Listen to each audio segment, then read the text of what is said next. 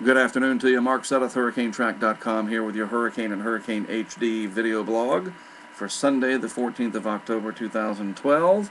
Have good news to report here about Tropical Storm Rafael. The center now out of the Caribbean. It's moved up here to north of 20 degrees of latitude, and it will take with it the spiral rain bands that are trying to feed into this developing circulation. It is getting better organized, and I do expect that it'll become a hurricane. The dynamical and the statistical models, most of them, show that Rafael will in fact become a hurricane, and it'll take all of this moisture another day or so to get out of here.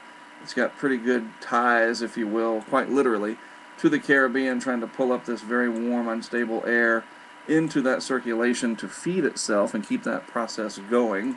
Additional good news for Bermuda especially, it looks like the track will take it so that it'll be well east and south of Bermuda, which is right there. And so I think the effects on Bermuda will be limited, much like it was, and they were, those effects during Leslie. And if we look at the radar for the Caribbean Sea area, at least around Puerto Rico and the Virgin Islands, just some scattered convection, a few popcorn showers and embedded thunderstorms from time to time. Probably looks really pretty out here with these towering cumulonimbus clouds, tropical thunderstorms over that wonderful crystal blue ocean. I bet it's an amazing sight if the overcast isn't too much and you get some of these cells kind of by themselves. But the center now well north of Puerto Rico and vicinity. It'll take another 18 hours or so for those feeder bands to move out, and then conditions across the Caribbean will improve dramatically. Down the road a bit, looking towards Atlantic Canada here, Newfoundland especially, the track going to be well to your south and east, it looks like. Enough of a trough sitting off the east coast here to deflect Rafael on off to the east. So now that it is leaving the Caribbean, it shouldn't affect any other land masses. It will be, more than likely, though, the 9th hurricane of the Atlantic season, which is, I think, more than most people were thinking would happen this year. And this definitely came out of the deep tropics. There's no question. You know, this isn't one of those, I don't know if they should have named it type things. So 9 hurricanes this year once this gets up to hurricane strength, and I think it will.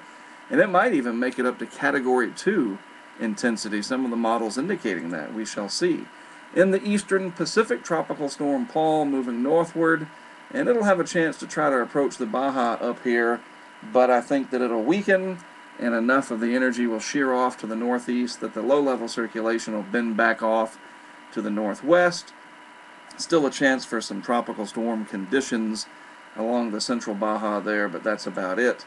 Looking down the road a spell, the MJO, the Madden-Julian Oscillation, this period of favored upward motion in the atmosphere that enhances tropical convection, that is moving into the region where we look for development in the Western Hemisphere. All right, so the Western Caribbean, the Western Atlantic Ocean, the Atlantic Basin, and the Gulf of Mexico, all of those areas get favored when you have this coming along. It's kind of like an extra pro in the pro-con column. You know what I mean? If you have pros and cons for development, this is an extra check mark in the pro column.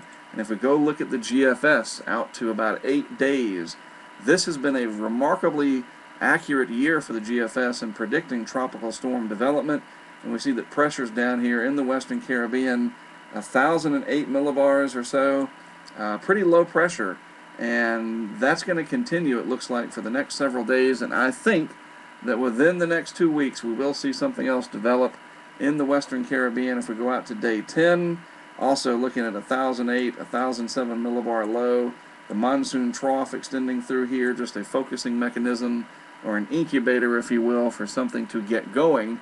And the GFS has been pretty good this year. It's sniffing out development in the 10-day time frame and sooner. And I think climatology, the favorable MJO, the fact that the El Nino did not materialize this year, I believe we will see 1, if not 2 more named storms this year, one of those taking place here in the Western Caribbean, somewhere in this region, and it could affect land. You know, once you get something down there, it's hard for it not to. So we'll be watching that closely over the next week and week to 2 weeks or so. Obviously, Rafael still on the map and a concern until it's well out into the Atlantic. We'll be talking about that as well. That is it for today. You're caught up on what's going on in the tropics. Again, I'm Mark Sudduth, HurricaneTrack.com, my site. Check it out sometime if you haven't already. And always a privilege to produce these videos for you in Hurricane and Hurricane HD. I'll be back all week to do it again for the week ahead.